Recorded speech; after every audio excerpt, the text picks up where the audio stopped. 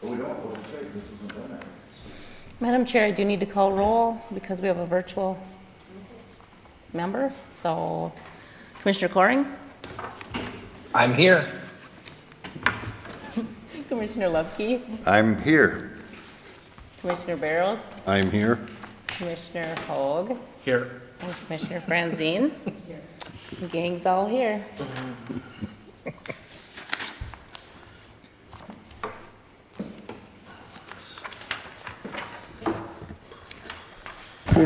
Good morning, Madam Chair, Commissioners.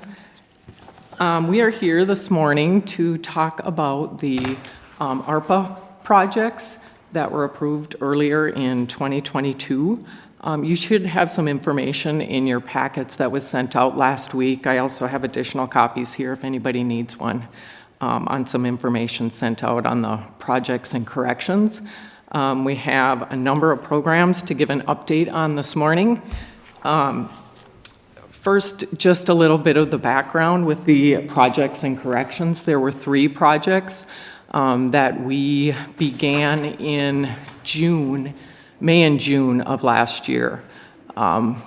Initially, we hired some staff to do this project work due to the need in a number of different areas that we were experiencing due to COVID. One of these areas was the court case backlog. We did hire a staff who is managing that additional work. I did not provide an outline or a information regarding that, as we know that that particular project will end once those funds are exhausted or the court backlog is caught up. We have seen an increase in that work, both through worksheets and reports that are ordered by the court in order to catch up those cases that are behind in the courts. The other 2 program areas or project areas are in domestic violence and our mental health agent. These were 2 areas, as you recall, that we identified that were highly impacted, and we saw an increase in cases as a result of COVID. The first area I would like to talk about is our domestic violence project. In the sheet that I handed out, what I did was just provide a timeline from when the project was initially approved by the board. And as you can see, I'm not going to go through every area, but initially we were very busy just hiring that staff, getting them trained in areas in order to do the work necessary, as well as developing policies, procedures, workflow. We met with all stakeholders in the system in order to get their support in this work, as particularly with the domestic violence project. We needed to get that as part of their court order. So getting the county attorney's office, the bench, the public defenders, Relationship Safety Alliance on board, all of those people that we partner with in doing this work was really important to meet with, talk about where the gaps were, how best to do this work to have the best impact on our clients. So early on in the year, that was a big chunk of the work. We were able to get the agent trained to do our specific evaluations. It's called the ODERA for our domestic violence population, because we knew we needed to assess them accurately in order to provide services that could meet that risk level and their needs. Once we got that agent trained to do the work, she started accepting referrals end of August, September of this year. Through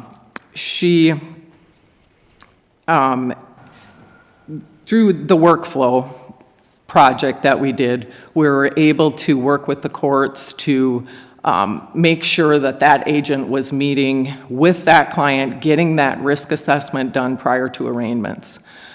We felt that this was really important because that would give the court the information they need to determine whether or not they meet criteria and place them on this caseload. In doing that, we were able to, as you can see, we have screened 33 domestic violence cases that met criteria for the program. Now, not all of these were released from jail and put into the program. There is currently, when I looked this morning, actually 23 clients that are in the program. This was done through December 31st of 2022. So the sheet that you have says there was 19 clients referred to the program. There has been additional ones since then. In doing that, one of our big goals was to ensure that we were making sure that those clients are making their court appearances. And we were able to ensure that 100% of those clients that were referred into this program did not miss their next court appearance. This is typically a big problem, not only with this population but others, but through those supervision practices and continual contact and accountability with this population, we were able to have 100% success in ensuring that not one of those clients missed their next court appearance. Now, with pretrial supervision, that's essential. That's one of the main goals with pretrial supervision is ensuring that they're making their court appearance. One of our other goals was to make sure that we are expediting services for those clients, whether it's chemical use assessments, whether it's domestic violence counseling, ensuring that they are appearing for their UAs if ordered by the court, and if not, reporting that back to the court. Now, with traditional supervision, we would submit a violation, but in pretrial, we don't. We just inform the court of whether or not they're following those orders and reporting that back to the court to help the court decide whether or not they can remain in the community or whether or not they're too risky and they need to go back into custody. We are also tracking those referrals.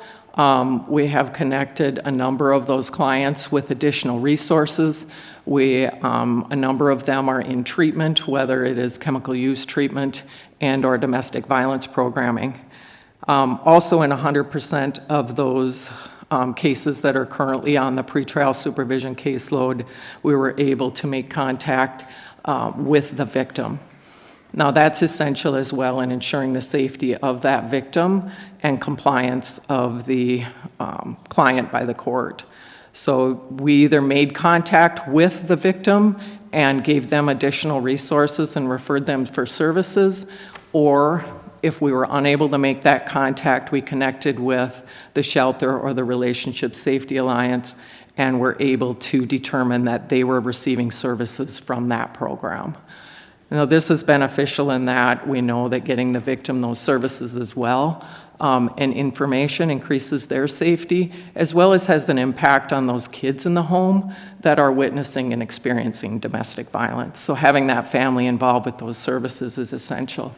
This was something that was not happening prior to the pretrial program being implemented because there was nobody supervising or watching those clients that were released from jail and back out in the community.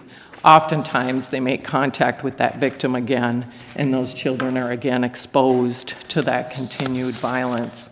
And we all see that impact down the line in working with our kids and families.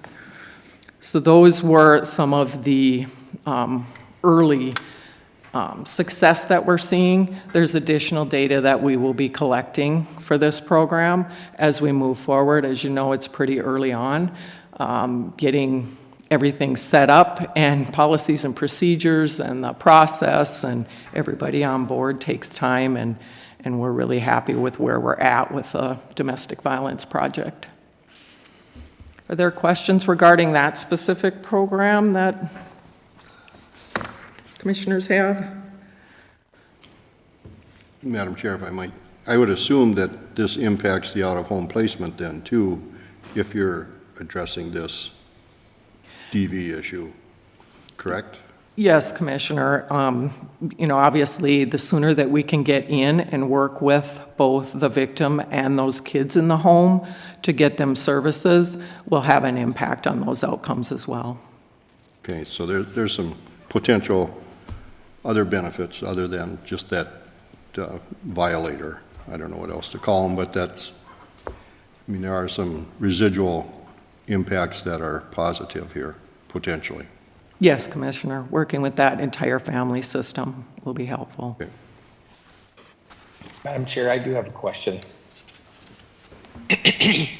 So, you said you got 100%, I don't know, I can't remember what word you used, compliance to these people showing up to court. How was it before?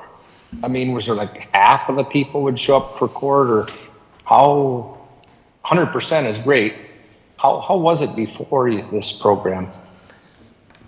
Well, I don't have an exact figure, Commissioner, Okay. but I would say that at least half of the time, from what we've seen in corrections, because we are doing assessments on a number of those individuals as well, getting them to show up for appointments just for a PSI, getting them to show up for the next court appearance is definitely a challenge. And what we've seen is those cases drag out so long because they aren't appearing in court. It's really hard to move that case forward if the client isn't showing up for their next court appearance. So by ensuring that appearance, we're able to resolve these cases much quicker and get them the services they need in order to move that case forward and hopefully make significant behavior change. Okay, makes sense. Thanks.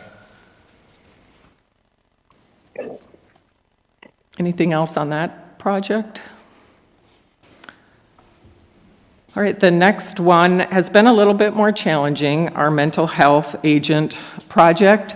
Due to, we did get a staff on board, as you can see in the timeline that is in the outline given. We did hire an agent. We did get her trained.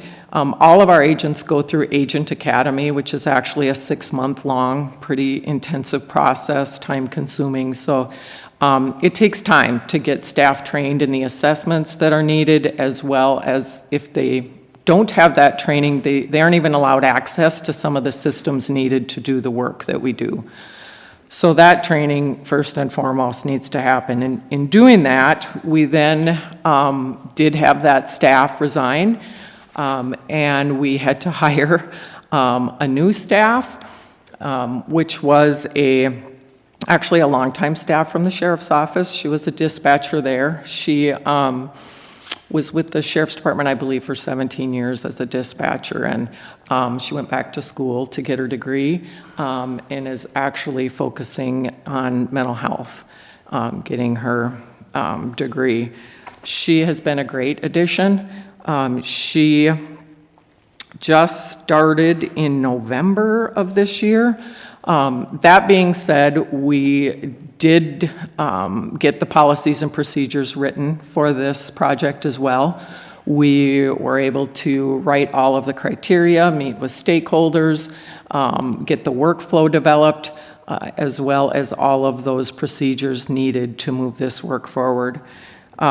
We did cap this caseload at 25 because of the intensity and high needs of this severe and persistent mental illness population.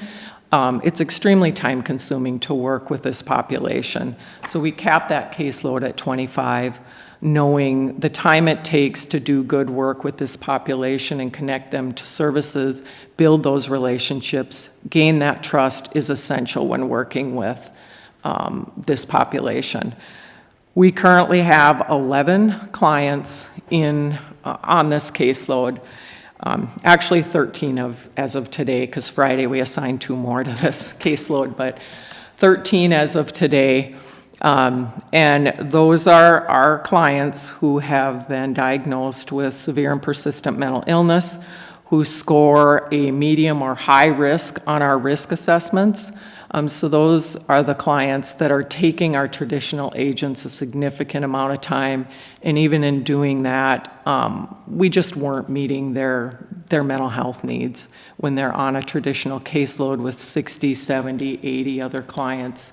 It's just impossible to work with those clients with those high needs. So this has been a huge need in the department, one that we have not ever had a mental health agent, And in working with this population, it's so important to work with them differently than a traditional client.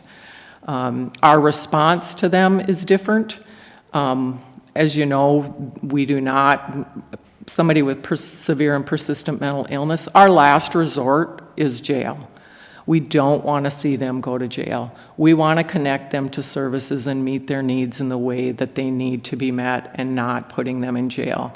So our approach to this caseload and that staff assigned to it and their level of expertise and additional training, as well as just approach, is essential in being successful with this caseload. So she has been working very closely with the clients that she has. We've removed those cases from the traditional agent caseloads so that she can take the time needed to meet with them, connect them to services. She's gotten neuropsychs done on them. She's gotten them into group homes. I know she works closely with Tammy's team over in adult mental health. And we really look forward to developing and expanding this program further in collaboration with the adult mental health team as well. Any questions? Madam Chair, I just would say that I think that this was a good investment of ARPA dollars for these two missions. I'm still struggling with the state of Minnesota not having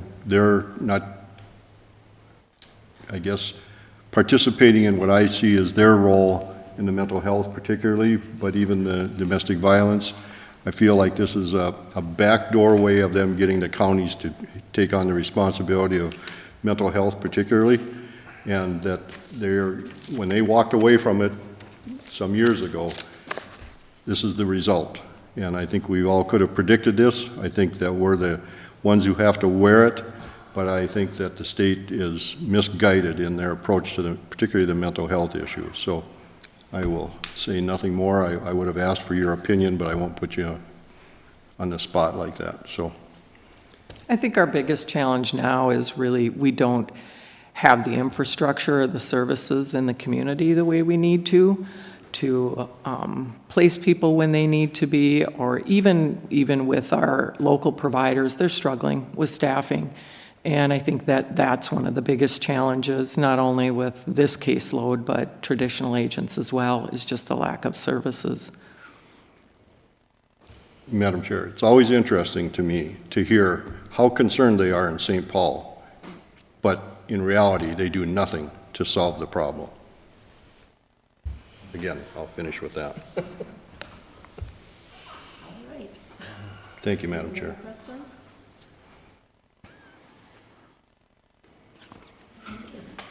Good morning, Madam Chair.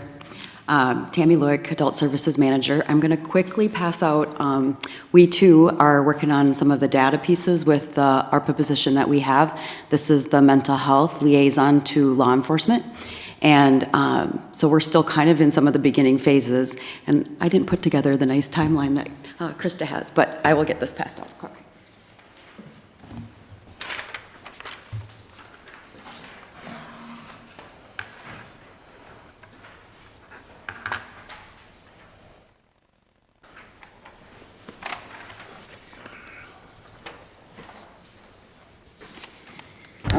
So we're still working to kind of refine some of this data. So there's a page that I wasn't able to give you because it had some specific information that would identify some of our consumers. And so, but I think this, so we too, received our funding in May, June.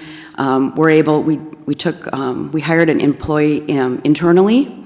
So we posted the position, hired a person internally. Tara Kowalczyk is our liaison to the law enforcement across the county. And it took us a little bit to get the same thing, get kind of our procedures in place, think a little bit about where she would be located. And so I would say probably by fall, early fall, we were able to, we've set up an office for Tara at the sheriff's office, as well as at Brainerd Police Department. She will go over to Baxter. She'll go out to other jurisdictions upon receiving any kind of call. She will go out, but really, I would say primary focus has been within the Sheriff's Office and the Brainerd Police Department, which when we look at the data, so it's going to be a little confusing as you look through it, but because there's a lot here. But so the first thing is just in third quarter, the number of ICR counts that our mental health liaison had contact with, so this is 131 individuals. And then you can see the intervention results. Madam Chair, Tammy, which side are you starting on? Oh, sorry, I'm going to start on the law enforcement. It says intervention results, 131 at the top. Okay, here. thank you. Thank you. So some of these individuals that she interfaces with, she'll look them up in our system to see if we have anything open with them. So you're kind of seeing the unknown and then already open, and then the individuals not receptive to services, and then those that we're opening. Some other interesting data on here is the current housing situation of the individuals that she's interfacing with. And so 74%, so that next says current housing, that next graph over, 74% are living independently. And then it looked like around 16 of the individuals were considered homeless. And then it kind of goes down from there, from unknown, facility, adult foster care, board and lodge. Under that next graph, assessed service needs, just under 70% we identified as an adult mental health concern or matter going on with the individuals. And then our substance use, SUDS is our substance use disorder, the 13 individuals.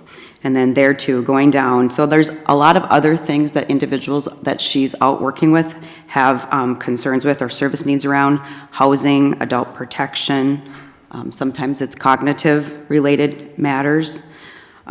Children's mental health has, actually recently we've had a number of children's mental health call outs that she's been called out to be a part of, and we're working through that too. Because with each of these, what's kind of unique is that, as you see where it says already open, sometimes we already have a staff person within our agency that's working with these individuals. What law enforcement has really asked for is that she go out and be a part of the response, even if we have an open caseload.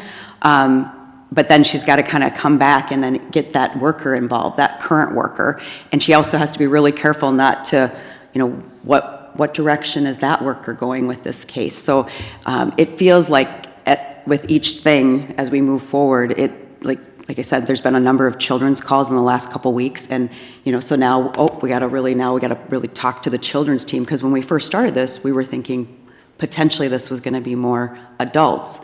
Now we do have a really one case that we went out on that was pretty impactful, I think, that where child protection was going out. We knew this. It was a call out where child protection was going to be going out to remove a child from the home. And law enforcement asked for Tara to go. And we also had Rick from the mobile crisis team. He was shadowing with Tara, because we're also trying to make sure that we're utilizing our mobile crisis team for some of these calls. Which calls do we need this staff person involved in? Where can we utilize our crisis team, which crisis team is 24/7, so where can we get them involved? Especially when it's matters where an individual maybe would need to be placed or go to a hospital, those sorts of things. So on this particular call, the feedback we got from law enforcement, it was very helpful to have our staff there. They indicated that, child protection worker was there removing the child, but then we always have, law enforcement says, we're dealing with the parents and maybe other family members that are there when this is happening, and it's very traumatic. It's the family's going through a lot. And so law enforcement said it was just very nice to have the mental health professionals there to be meeting with in this case, the father, and offering him some services and some support. He called our worker the next day, the father did, to say, hey, can you tell me more about these services? I think I'm going to need some help, during this time. So that was a good call out. So there are, we will and we can respond together, but just making sure we kind of know each of our roles when we go into those situations. The next thing on the graph, it goes to the 5,142. So this is some data we've been keeping for a while. So law enforcement, they're not making any kind of diagnosis or anything like that, but these are calls that, or these are the call-outs that law enforcement is getting, and this is all of them. And then, or I shouldn't say this is all of them, this is all the ones that they put a mental health attribute, they call it a mental health attribute on. And so they are saying, we are concerned about something with this, this person or this situation. So Tara is reviewing these ICRs as they come in to, that have these mental health attributes. So even if she's not going on call-outs, she's looking at these incident reports, and then she's also making contact with some of those individuals, kind of based on what was the call-out, did law enforcement talk about, you know, services, and then we do either a follow-up call or we go out and do a door knock ourselves just to offer out services and see if they are interested. That next circle there is the times. Another thing we're really trying to get a better understanding of, and this starts at, so up there where it's really small, it says like 2.6%. That is 12 a.m., and then it just works its way around. So you can kind of see that the calls start to, you know, kind of are 8, 9 o'clock in the morning, kind of through into evening, 9, 10 o'clock is kind of really the, you know, they're kind of the same. Like we get about the same amount of calls out throughout that time period. With this position, we have a 40-hour-a-week position right now, Monday through Friday. And that's part of the reason that we are trying to shadow with the mobile crisis team so that we can see where maybe they can fill in some of that. But we also did do a pilot during October, November, where we adjusted our staff person's hours, and we did a 2 to 10. And so we are, you know, it's difficult because we currently only have that one full-time position, and when do we have this staff person available? So we did do that. It was, again, also very good. I think we got some really good feedback from law enforcement. And we also worked, I think, on our just building relationship with our mobile crisis team with our area law enforcement. Just like, where do they call? What number do they call? What can the mobile, I think sometimes there was not sure what the mobile crisis team can do, and remembering that they can go to a person's home. They don't have to be assessed at a hospital. So I just think some of those kinds of things have been some outcomes that we've had already that we are feeling good about. Did you have a question?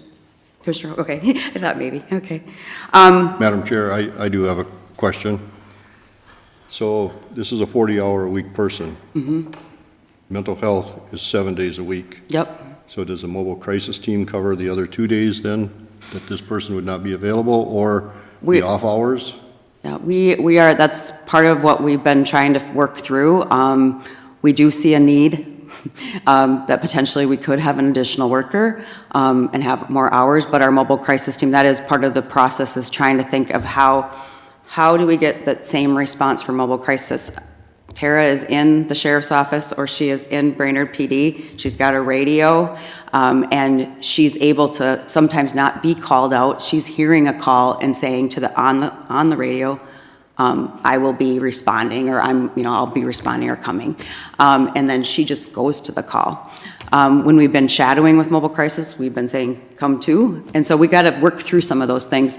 I've probably looked at 7 different models across the state, and just like, how do we give our mobile crisis team a radio? Do they have a radio? Are they able to hear these calls? Because that's part of it, is the timely response, right? And so law enforcement wants to get to that scene, and then, now they got to make a call to our Hope line to get the mobile crisis team out there. So it is definitely being discussed. We're also talking about how those calls that come into dispatch, how we could identify which calls maybe don't need to have a dispatch or have law enforcement called out. We could potentially have our mobile crisis team or this staff person going out. We did have another case that during the times that we've been doing these call-outs where, and it's been more than once, but where we've been able to come onto the scene and then been able to let law enforcement be relieved so that they don't have to stay, which is, I mean, another thing that law enforcement has been very happy about, because they then can go on to the next call. They don't have to stay there and work through the pieces of resource connection, getting them potentially to a detox bed, whatever that looks like. And so that's happened numerous times when we've been called out with law enforcement. Did that answer your question? Yes, Okay, thank you. thank you. The next one over, this is just where you can see the amount of calls, or the ICRs, where they're coming from. So it does really kind of similar to our ARPA application and really where we wanted to put our focus. I remember we did kind of this data look at that time, and Brainerd was the highest, and it's showing up here too. So 57% of those ICRs with a mental health attribute, 57% are coming from Brainerd PD, 20% from Crow Wing County Sheriff's Office, and then 9.8% from Baxter, 4.5% from Crosby. And we are going, Commissioner Hoag mentioned this, we are going out to those other jurisdictions. Crosby actually does contact us, and they are also using our mobile crisis team as well. So calling and using that service. We can go to the next one. Is that page 3? Yeah, thank you.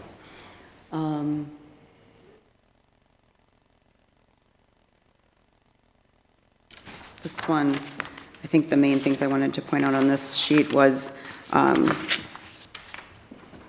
the services needed based off of assessment.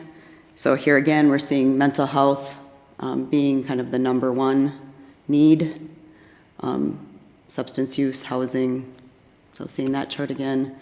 And then on those days between our ICR and our social service contact, so when we're not going with law enforcement and Tara's just doing some response or call out to the individuals, this is kind of speaks to how long before we're able to make contact with the individuals and connect with them.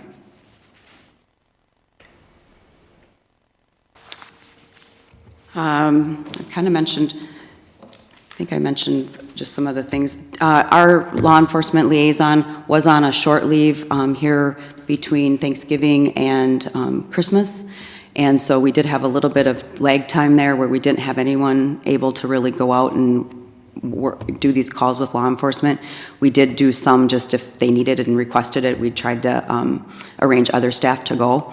But Tara is now fully back and back working and been at law enforcement. She also sits on debriefing every morning with law enforcement. I shouldn't say every morning, now it's only twice a week, where they do talk about, again, some of these mental health, domestic violence cases where law enforcement has some concerns about individuals. And they don't just do the sheriff's office, they do the full jurisdiction. So we're able to, or the full county, sorry.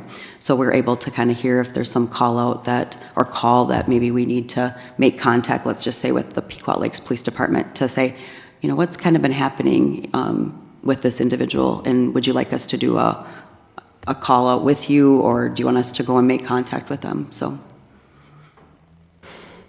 questions about what we're doing, or? Madam Chair, what do you know about diversions? Yeah, little early, but I was gonna, and I have it here. So this year, so typically we screen around 100 individuals for commitment.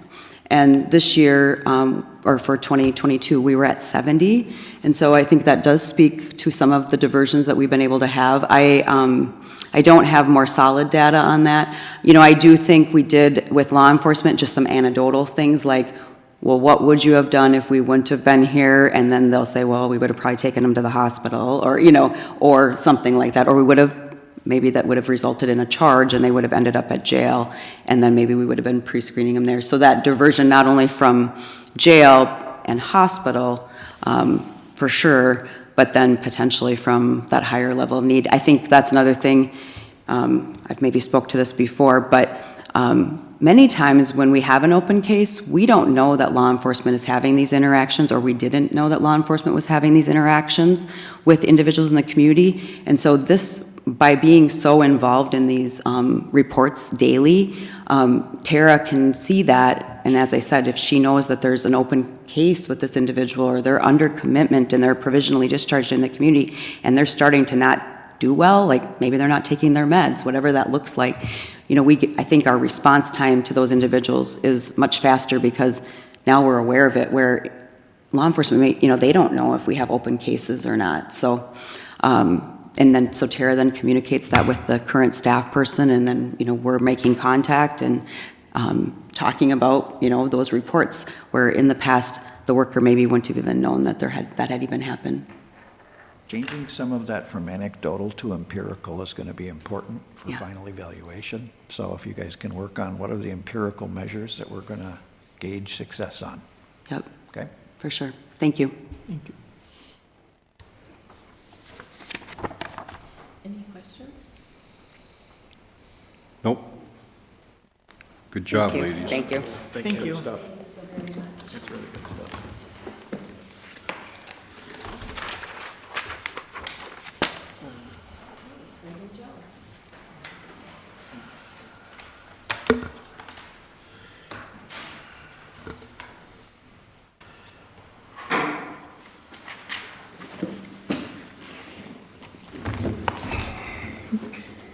Morning, Madam Chair, Commissioners. Morning.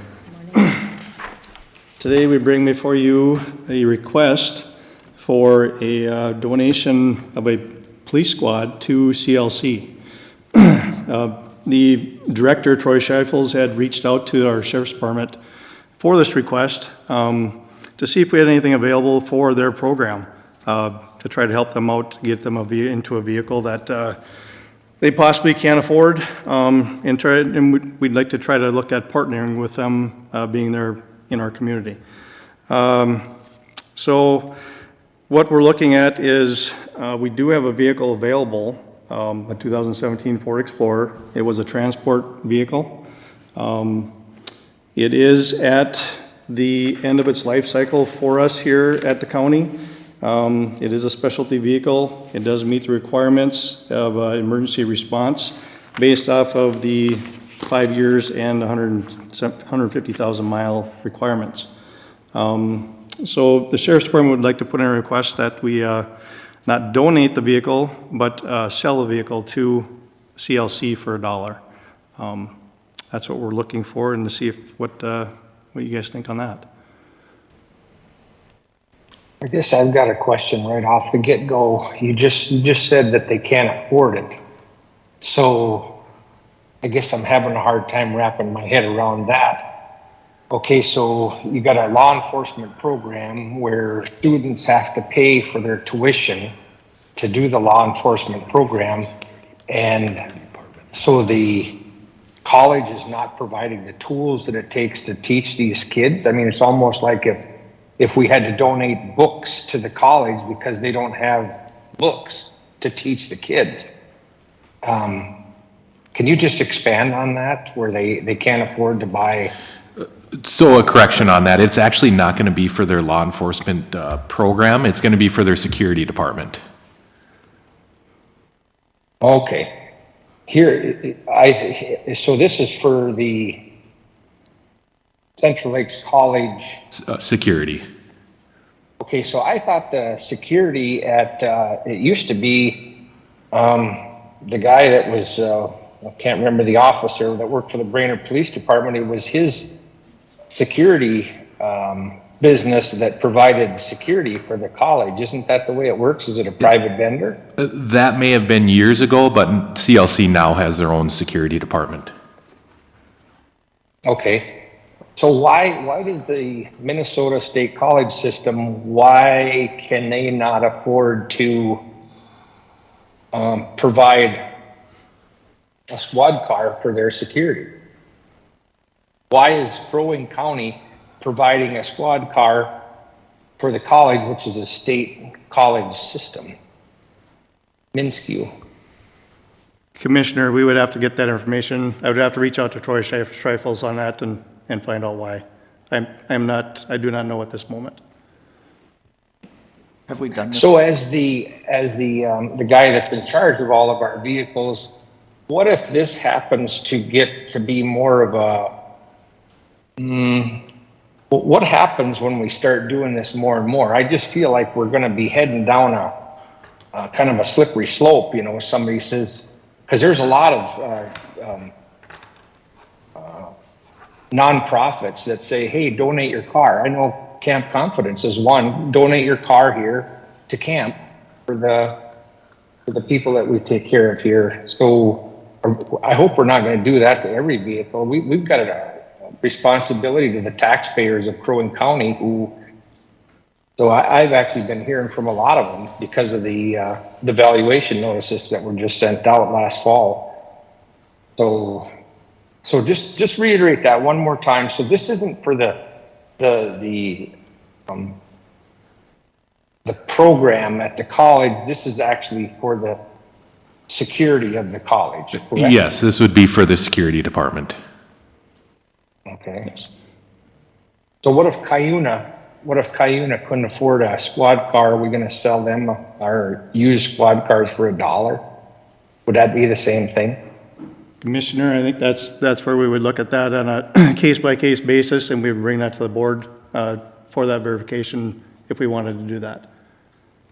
We wouldn't just be looking to hand out cars to everybody. It would be, we'd have to look at it by case-by-case basis. Well, I just the limited information that I've got right now, I just don't know that I can support this. It doesn't make any sense to me.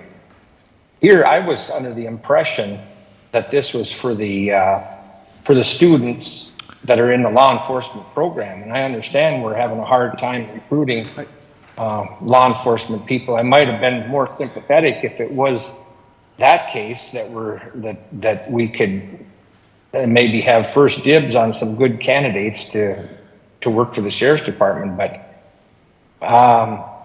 this just doesn't make sense to me. I guess I would add that I think it would add to the overall safety for the students on campus and overall relationships with agencies. Brainerd gets called over there, will get called over there, but I think this would add to safety of the students, and I think it's good for the community. It's my opinion. Madam Chair, if I might, I would concur with that. I think that there's a relationship that exists locally that we need to maintain a good one with, and as a good partner, and I think that it makes sense to work with them, even though this is their security team. I still think there's some residual goodwill that goes towards the students that are in the law enforcement program, and I think that builds the opportunity for them to look at Crow Wing County or even other local agencies as a future for their careers. So, you know, at 180,000 miles, I think that's what you quoted as the Yes. vehicle currently has. I'm not sure what kind of life expectancy it still has, but I think that this is perhaps a good investment to keep that relationship as positive as we can, and to make sure that the message out there is that we are a good partner and that we are concerned about the safety of the students, we're concerned about the education of the students, and that we are going to do everything we can to make that a good experience for them. Madam Chair? Joe, what normally happens with those vehicles when they reach the end of the life cycle at the county? We sell them at public auction. You just sell them at a public auction? They just go out there? Do you have any idea what that normally has been bringing in for dollars back to the county on a public auction, or could you give me a little history on that? I do, Commissioner. I did provide some information to you down at the bottom of the handout. Those prices there are typically what we can look for based off of, we go off of Kelly Blue Book. Typically the lowest value of what we can see out of those vehicles is a base model. It can range anywhere from $7,000 to $8,000. I did look at a few auction sites that are currently going on right now. One in particular, another auction site like Public Surplus that we have utilized in the past, that current vehicle was at $9,000 and there's 3 days left. Typically, these vehicles are selling higher right now just because of what's going on with the economy and everything. So we're seeing a higher value to those vehicles, and we could probably get more than this 7,000, 8,000. I'll probably guarantee we'll probably fall on about 10,000 to 14,000 for a resale. That's at public auction. Now, we're not selling to by private party or anything like that. We have to sell on public auction. So, but those are some typical numbers that we could see out of that vehicle, this vehicle. Because it is a 2017 model. It's got 180,000 miles. It's in decent shape yet.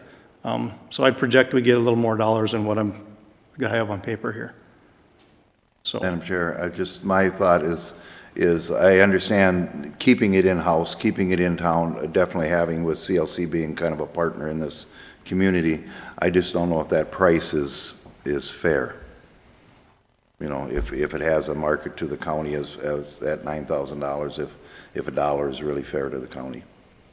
That's just my opinion on that. okay. Thank you. Madam Chair, have we done this before? Yes, we have. To where? To Lake Edward Township, we sold a 10 or a ton and a half truck to them. It was part of a deal that Rob Hall had going on with Lake Edward Township. But that vehicle was sold to them for $1 as part of that agreement.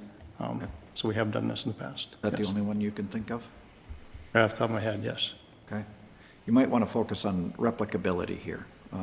And is this something we can repeat? And so what I would suggest to the board is that what we might do is task Joe with coming up with some kind of a policy. It reminds me of the public land discussion that we had. And if it was for a public purpose, then we would consider the transfer of the land to another jurisdiction. If it wasn't for a legitimate public purpose, you wouldn't. In other words, there were some criteria for when you were going to do it and when you weren't going to do it. And you could just decide, no, we're not going to do it, and then there's no criteria necessary. But it's about the replicability, isn't it? Of whether or not you can repeat this circumstance again in the future, or wish to repeat this circumstance again in the future with, say, another jurisdiction. Well, and I would like to add something about that vehicle to Lake Edward Township. That was part of a deal where we were going to give them a road and we had to have the road up to specs. I mean, there were a lot of things. It wasn't like, it isn't apples to apples here. Because it was part of a much bigger deal. And we know how we do that when we take over a road or give a road away. It has to be up to specs, and this was part of that deal. So you maybe wrote it up as $1, but No. it wasn't really $1. There's a bigger picture, yes. Yep. Madam Chair, it's mentioned that that CLC has their own security. It's not a private company that they've contracted with? No, it is not. It's through the college. Okay. And then to Tim's point, I guess, there is no current policy that we use for this type of... It is not in the fleet policy, Commissioner, no. Okay. And I would like to know of more, you said here, past practices, we sold these for $1. But I would like to know of anything other than this Lake Edward one, because I don't think that qualifies for the actual $1. Yep, I will look into that and provide you back some information, Commissioner. Okay, thank you. And again, the concern is we have a lot of partners out there, local partners. Where does this end, I guess, is the concern, so. I don't know if, Tim, are we looking at a draft policy, or how do we want to? A general purpose vehicle to another unit of government. We could find ourselves doing that a fair amount to cities and towns who might want a general purpose kind of vehicle, and I wouldn't suggest you even consider going down that road. This is something unique. It's a squad car. So here's the question in my mind. Would you entertain this if this was the city of Cuyuna for a squad car? I'm not sure they'd be interested at 180,000 miles. I'm not sure either, but if they wanted one, Yeah. a squad, because that's what this is, it's outfitted with the back seat, the cage, the lights. that's really the bigger value here, is that it's already outfitted as a specialty vehicle. We're going to have to take all that stuff out in order for us to sell it, correct? We were looking at keeping that in, weren't we? Well, For them? yes, but I think you're saying if we were to sell it. If we sell it yes. We have to elsewhere. take all that stuff out, Yes. and so there's some trade-off there, but in my mind, that's the replicability. If this was the city of Baxter, if this was the city of Cuyuna, Emily, pick your city. If they were asking for a squad car used, would you consider it? If the answer to that is no, then you shouldn't consider it here. If the answer to that is yes, well, then you could consider that here, because even though it's for CLC security, it is still a specialty vehicle. Now, I'm just hanging my hat on that if you wish to. You don't have to. Well, I would really like to have a policy before we start down this road, so that we know, is this something we're going to do, or is this something we're not going to do? Because I just think we need to know where we're going. We could check with other counties and see what they are doing, and if there is any option here for consideration. And it's not even that I think this is a bad idea, I just think this might be a bad precedence. It could get legs. I mean, it probably doesn't, like you said, who wants a squad car with 184,000 miles? But I guess if you're only driving around 5 square miles, it might last quite a while. Madam Chair. Yes. Can you expand on, okay, the security people that are there, are they post-certified? I mean, they'll have the squad car, will they have a radio that they can call into dispatch? Will they be able to use red lights or? They are not post-certified. They would be able to use the lights on property, on the school property, but that would be about the extent. Would they use the radio? Would they? The radio would not be included if they, they may have their own radios that they use, which I believe would just be, the radios that they have on themselves, not actually a squad radio. The state of Minnesota, I don't know if you saw, but they've got billions and billions of dollars of surplus. And here we are, Crow Wing County, donating for $1 to a state college where they should be able to be providing this themselves, I think. So I'm not going to support this.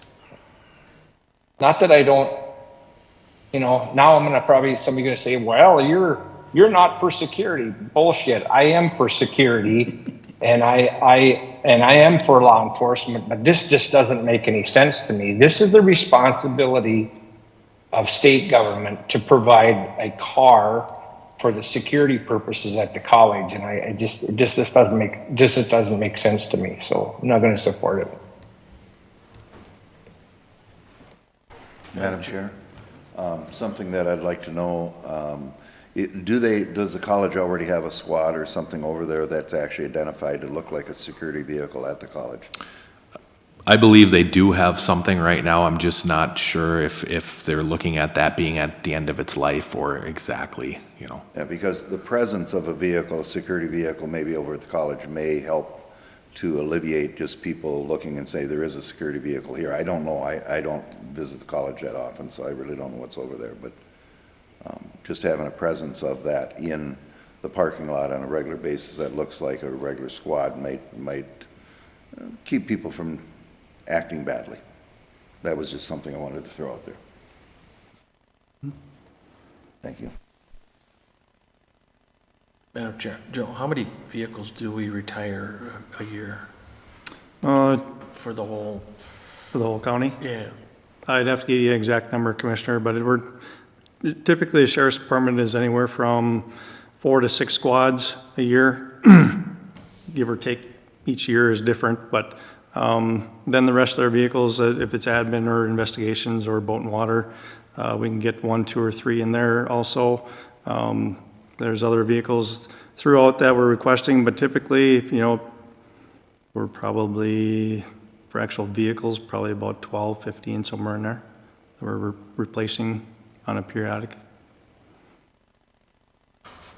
So there's a fair amount of dollars that Yes. that are up for trade-in or, Yes, there is. Yep. Yep. okay. Well, I think this is something we have to think about, and Would you like more information? Would you like us to do a survey of what other counties are doing? well, I want a policy, you know, I just think that that's where we need to start. I think there's a few of us who've always said that we like to do what our county likes to do, you know, we don't always need to look other places, just what is best for us. So I know that I would like to see a policy, because if this is something we're going to do, this would be a good place to start. If this is something we're not going to do, then I don't want to have that out there where people can always say, well, you did this. And so that's where I'd like to start. I don't know about, if nobody else feels like that, that's fine, we won't do it. Madam Chair, if I might, Troy, have you had any discussions with the administration out there and the struggles they might be having in finding funds to, I can investigate that a little bit more and see exactly where they're at on that. okay?